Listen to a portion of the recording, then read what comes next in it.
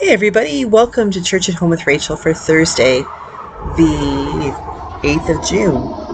Um, I'm I'm recording on my front porch because it's just too nice to be in the house. It's a bit warm in the house and there's a nice breeze outside, so I apologize if there's a bit of traffic noise, but sometimes you just gotta be outside.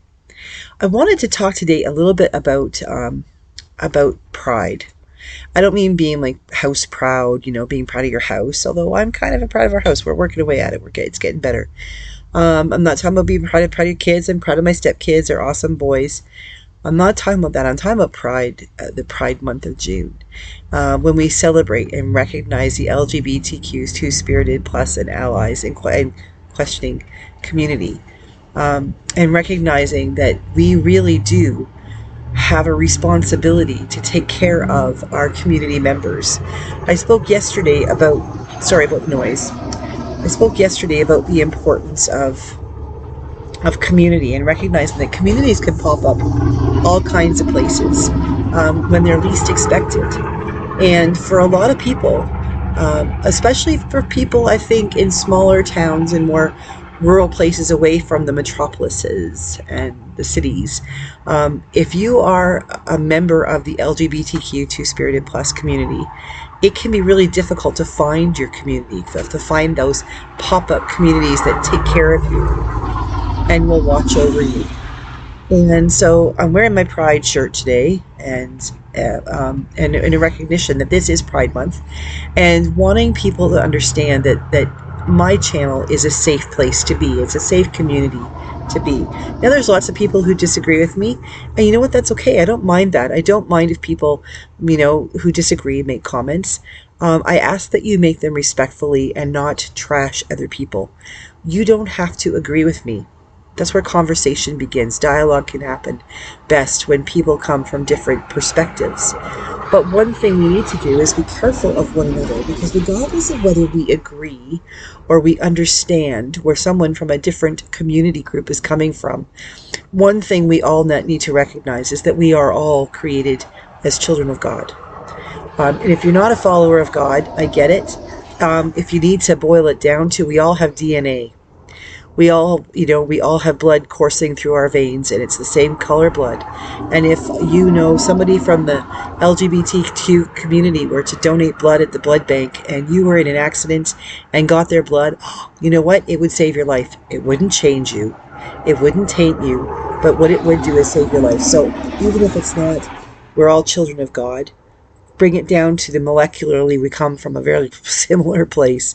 And that's what I'm trying to talk about today, is the fact that as a community, as a bigger, larger community of people sharing DNA and blood coursing through our veins and plasma and all that stuff, or as children of God, regardless of what we think of other people's decisions or we think of other people's orientation or their questioning and wondering about it, we really should be looking to the person and seeing not what they say about themselves, but we should see the person themselves and recognize that every single person deserves to be cared for.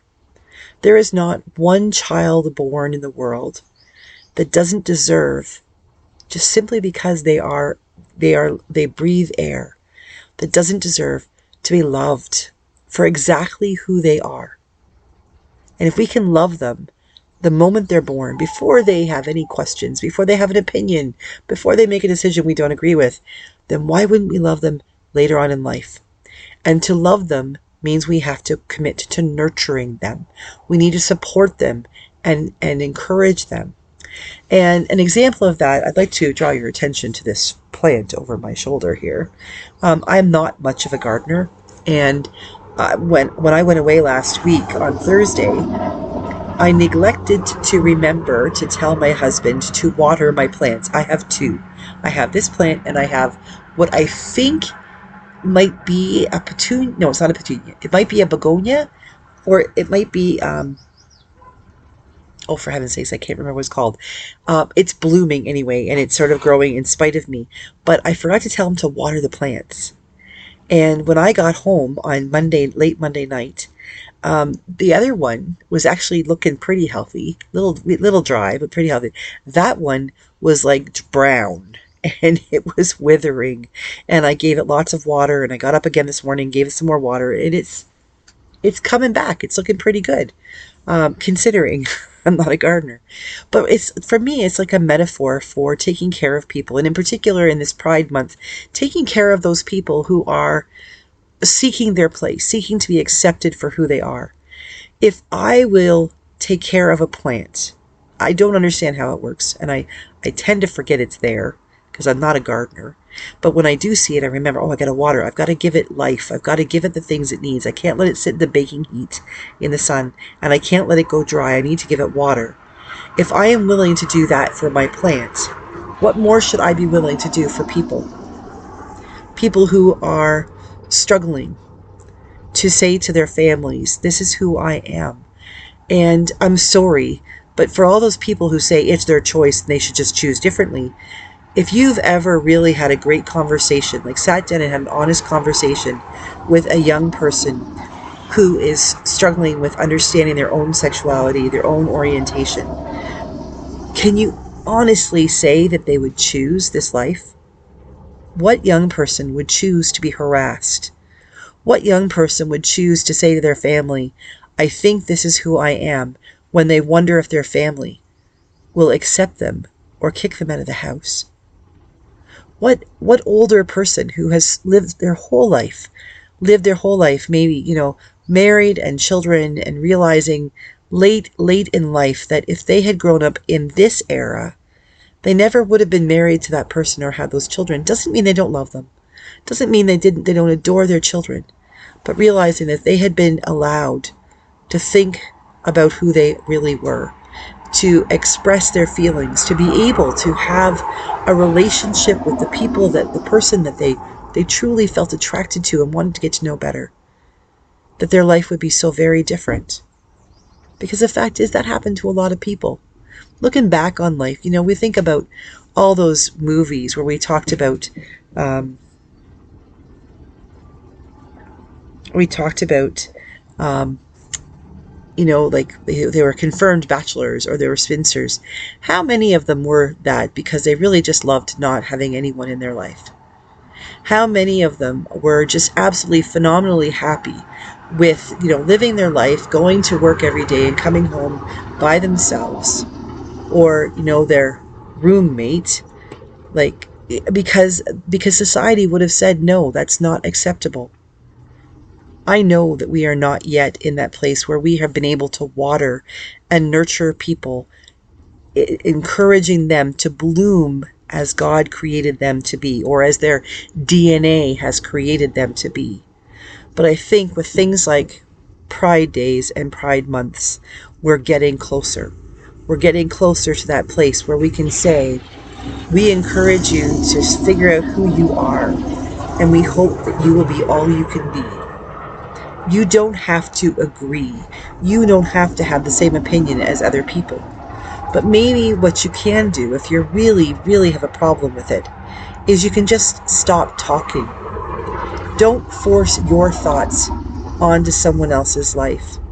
Allow them to live their own life just as you live yours. Nobody, as far as I know, who wears a shirt like this, whether it's a person who is actually a member of the LGBTQ two-spirited plus community, or someone who is an ally of the community, I've never met anyone who's trying to shove their opinion or their identity down someone else's throat. They simply want others to stop telling them they can't have their own. Maybe we can make those steps forward to create a community, not just pop-up communities, but full communities in which people can simply be themselves or discover themselves and find ways to nurture themselves so that they can bloom as they were created to be, or that we can help them to become nurtured, and we can help them discover what their blossoms might look like when they are allowed to be the fullness of who they were created or born to be. Let's not be negative Nellies and shove our opinions down someone else's throat. But let's try to be open and allow people to discover who they are. And then celebrate. Celebrate that they are who they are and we are who we are.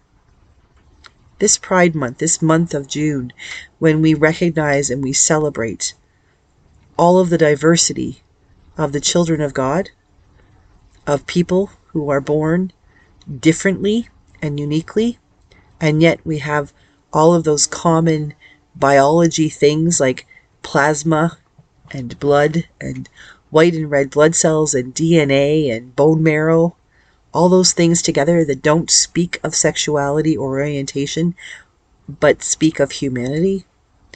Let's just see if we can't find a way to nurture one another and be accepting of one another and move forward. What might the world look like if we could accept others, even if they're different than we are? Have a great day. God bless you. And I'll see you Friday, tomorrow, for Church at Home with Rachel.